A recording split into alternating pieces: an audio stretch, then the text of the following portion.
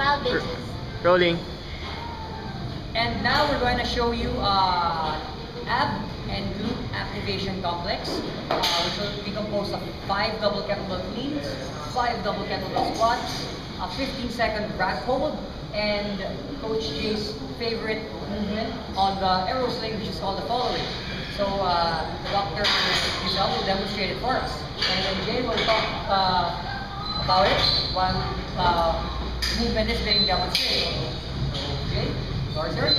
So this complex basically has to deal more with the anti-extension function for training. Notice that a lot of people do like to engage in a lot of shrunk flexions. Nothing wrong with that. But you risk serious damage to your IV discs in the long haul. So by doing the following complex, we are teaching the anterior core, or the anterior core, yes, how to keep the spine in stability. 5 squats.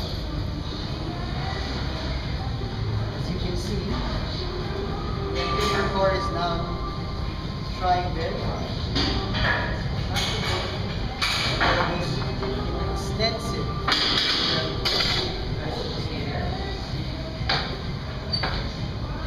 You notice there is no increase in lordotic curve.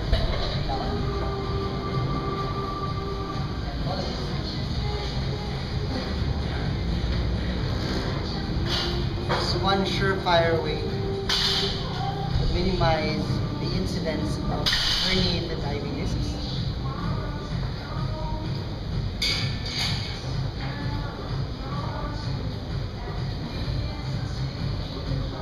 Notice that strong abdominis all the way to the transverse abdomen. Done. So I know people will be asking when you can do this complex. I personally recommend that it's best done towards the end of your workout. Jay, do you have any recommendations?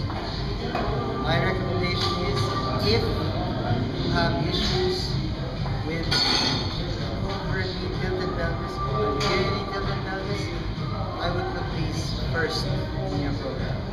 Provided you will not be doing heavy total body pulls, deadlifts, and squats. But Mark's suggestion works the same way. You can do them at the end of your workout. What's important is you do them at least once, twice a week. Okay? So once again, this is Martin Baga, RKC.